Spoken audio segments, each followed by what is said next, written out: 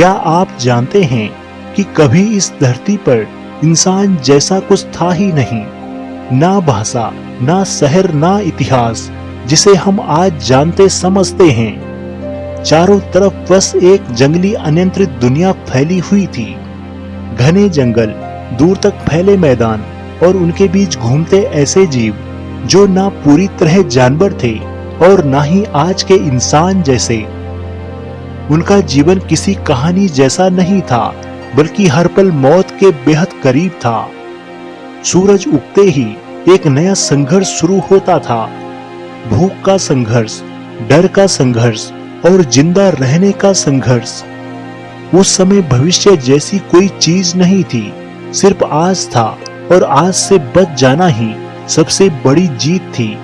लेकिन इसी खतरनाक दुनिया में एक ऐसा पल आया जिसे देखने वाला शायद यह भी नहीं समझ पाया होगा कि वह इतिहास बदल रहा है। उन्हीं प्राणियों में से किसी एक ने पहली बार जमीन से अपने शरीर को उठाकर सीधा होने की कोशिश की। उसकी हड्डियां इसके लिए बनी नहीं थी, मांसपेशियां कांप रही थी, संतुलन बिगड़ रहा था।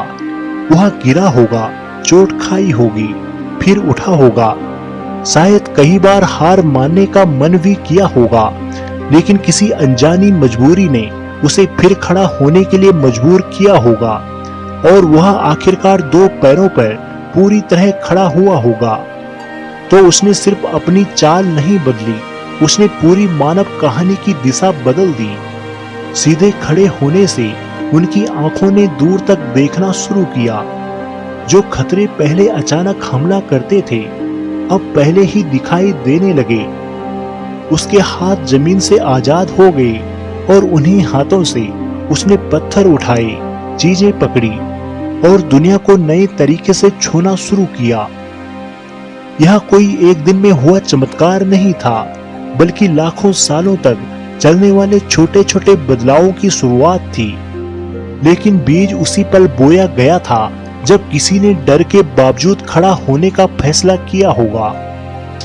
आज जिस इंसान ने आसमान छूती इमारतें बनाई है, समुद्र पार किए हैं और इतिहास लिखना शुरू किया है, उसकी जड़ें उसी संघर्ष में छुपी हुई है। एक ऐसा साधारण सा लगने वाला कदम जिसने जंगलों से सभ्यता तक का सफर तय कराया। लेकिन सवाल यह है कि आखिर वह पल आया क्यों? क्यों किसी प्राणी ने वह जोखिम उठाया होगा जो बाकी नहीं उठा पाए?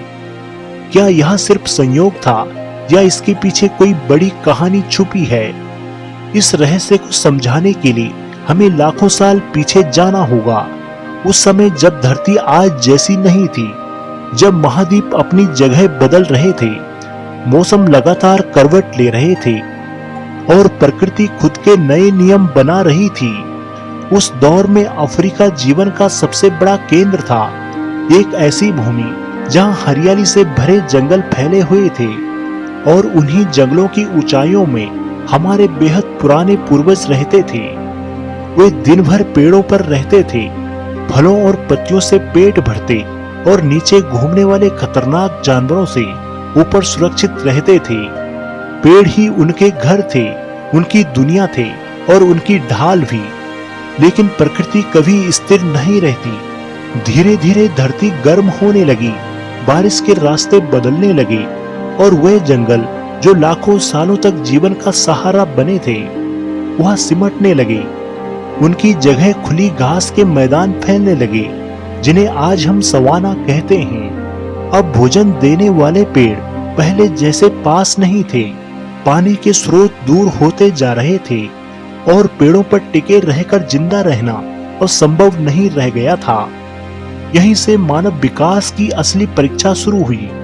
मजबूरी में इन जीवों को जमीन पर उतरना पड़ा, उस जगह पर जहां हर कदम के साथ मौत का खतरा जुड़ा था।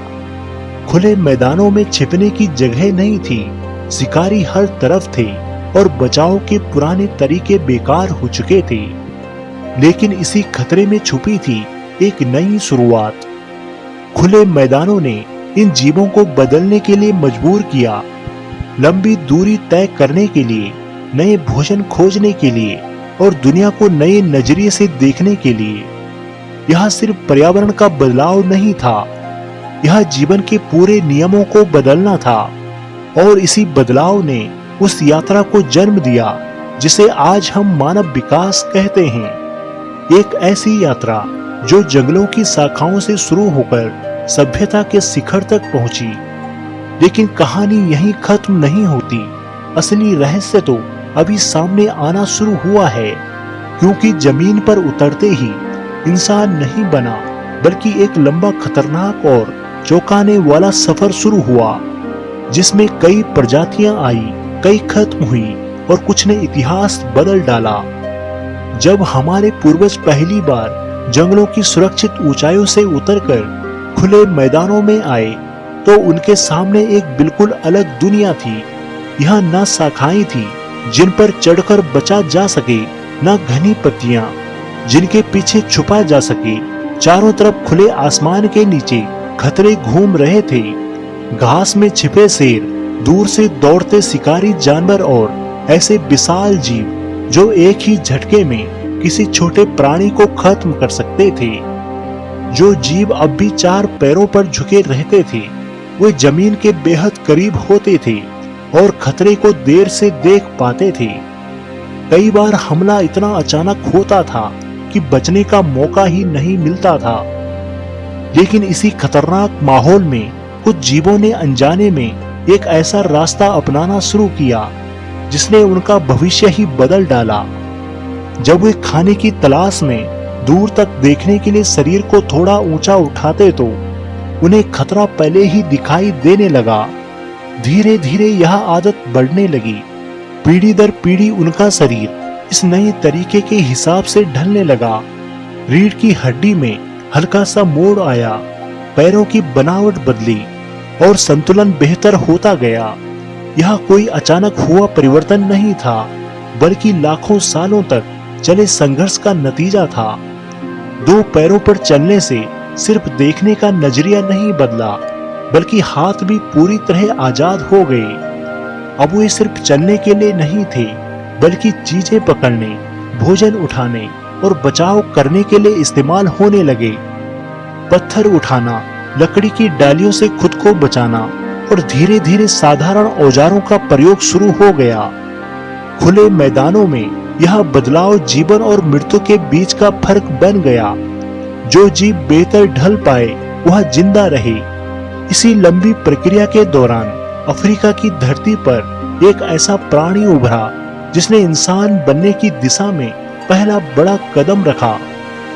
इसे आज हम ऑस्ट्रोपिथेकस के नाम से जानते हैं। यह प्राणी ना तो पूरी तरह बंदर थे और ना ही आधुनिक इंसान जैसे। इनका चेहरा अभी भी पूरे बानरों से मिलता जुलता था। जबड़ा आगे की तरफ निकला हुआ था और दिमाग का आकार छोटा था, लेकिन उसका शरीर अब दो पैरों पर चलने के लिए तैयार हो चुका था। ऑस्ट्रोपिथेकस ज्यादातर समय जमीन पर चलता था, लेकिन खतरे के समय पेड़ों पर लौट जाता था, जैसे वह दो दुनियाओं के बीच फंसा हुआ हो। पुराने जंगलों की जिंदगी और खुले मैदानों की नई चुनौतियों के बीच यही संतुलन उसे खास बनाता था। वैज्ञानिक मानते हैं कि इसी दौर में मानव विकास की गति तेज हुई, क्योंकि अब प्रकृति ने उस प्राणी को एक ऐसा रूप दे दिया जो बदलते माहौल में टिक सकता था। लेकिन मानव इतिहास की सबसे चौंकाने वाली खोज अभी आनी बाकी थी। साल 1974 में इथोपिया में एक सूखी घाटी में वैज्ञानिक खुदाई कर रहे थे, जब उन्हें जमीन के नीचे दबा हुआ अतीत मिलने लगा। मिट्टी हटाते हटाते एक के बाद एक हड्डियां सामने आती गई और थोड़ी ही देर में एक लगभग पूरा कंकाल दिखाई दिया। यह किसी बंदर का नहीं था, न ही आधुनिक इंसान का। यह कुछ बीच का था, मानव विकास की एक खोई हुई कड़ी। इस कंकाल को लूसी नाम दिया गया। लूसी करीब 32 लाख साल पुरानी थी। उसके पैरों और कुल्हों की बनावट साफ बताती थी कि वह पूरी तरह दो पैरों पर चलती थी, बिल्कुल इंसानों की तरह। लेकिन उसकी खोपड़ी और दिमाग का आकार यह दिखाता था कि उसकी सोच अभी बहुत सीमित थी। इस एक खोज ने विज्ञान की दुनिया में भूचाल ला दिया। इससे पहले ज्यादातर लोग मानते थे कि इंसान पहले समझदार बना होगा और उसके बाद सीधा चलना सीखा होगा, लेकिन लूसी ने यह धारणा तोड़ दी। उसने साबित कर दिया कि इंसान बनने की प्रक्रिया में पहले शरीर बदला और बहुत बाद में दिमाग तेजी से विकसित हुआ। यानी इंसान पहले चला फिर सोचा। यह एक छोटा सा फर्क लग सकता है, लेकिन इसने पूरी मानव कहानी को एक नए नजरिए से देखने पर मजबूर कर दिया। विकास का रास्ता वैसा नहीं था जैसा हम कल्पना करते थे। यह सीधा नहीं था, बल्कि प्रयोगों, गलतियों और अचानक मिले फायदों से भरा हुआ था। लेकिन कहानी अभी और रोमांचक होने वाली थी, क्योंकि अब हाथ सिर्फ आजाद नहीं थे, वे इतिहास बदलने वाले थे। लूसी और उसके कई प्राणियों के बाद मानव विकास की यात्रा एक नई मोड़ पर पहुंची।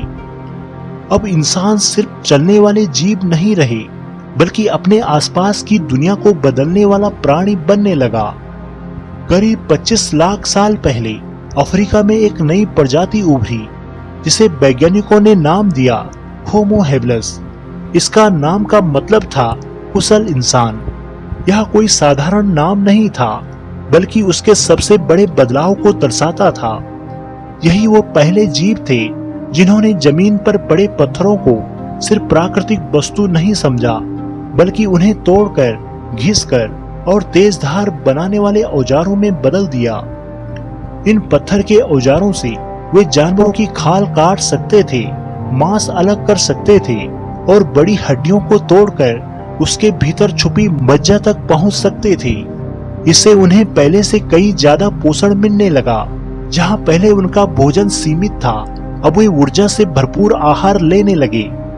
यही अतिरिक्त ऊर्जा धीरे धीरे उनके शरीर और खासकर उनके दिमाग को बदलने लगी। वैज्ञानिक मानते हैं कि इसी दौर से मानव मस्तिष्क के आकार में तेजी से वृद्धि शुरू हुई।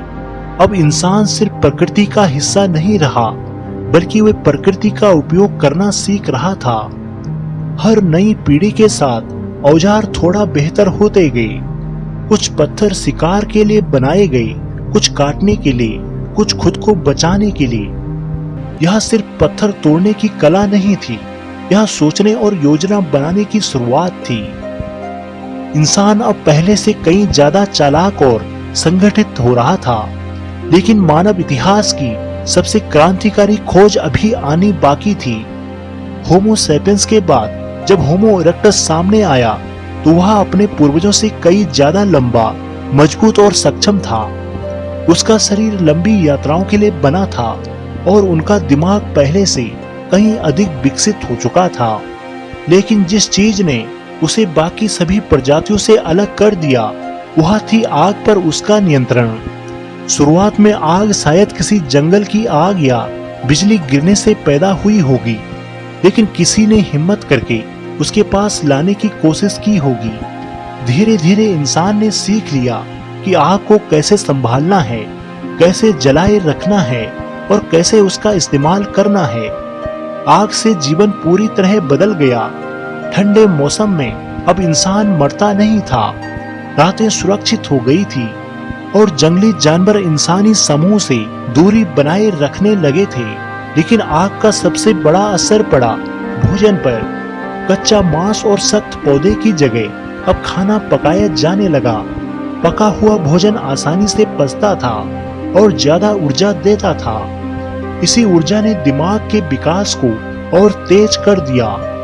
आग के चारों ओर बैठना सिर्फ गर्मी पाने का तरीका नहीं था, बल्कि यह सामाजिक जीवन की शुरुआत भी बना। लोग पास आते, इशारे और आवाजों से संवाद करते और धीरे धीरे रिश्ते मजबूत होने लगे। सहयोग बढ़ा, समूह बने और इंसान अकेला जीव नहीं रहा। लेकिन होमो इरेक्टस की सबसे साहसिक उपलब्धि अभी बाकी थी। यही वह पहला इंसान था जिसने अफ्रीका की सीमाओं को तोड़ा। भोजन की तलाश, बदलते मौसम और नए इलाकों की उम्मीद में उसने लंबी यात्राएं शुरू की। छोटे छोटे समूह धीरे धीरे आगे बढ़ते गए, नदियों के किनारे बसे और हर नई जमीन पर खुद को ढालने चले गए। पहले वे अफ्रीका से निकलकर एशिया के हिस्सों में पहुंचे, फिर समय के साथ यूरोप की ठंडी जमीनों तक भी पहुंचे। हर जगह नए खतरे थे, कभी भयानक मौसम, कभी अनजान जानवर और कभी भोजन की कमी। लेकिन आग, औजार और बदलने की क्षमता ने इंसान को हर चुनौती से पार करा दिया। यह मानव इतिहास का पहला वैश्विक कदम था। अब इंसान सिर्फ एक महाद्वीप पर जीव नहीं रहा, वह धीरे धीरे पूरे ग्रह पर फैलने लगा।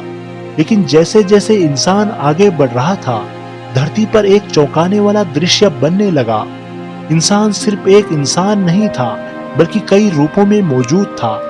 जैसे इंसान दुनिया के अलग अलग हिस्सों में फैलता गया, मानव इतिहास एक और रहस्यमय मोड़ पर पहुंच गया।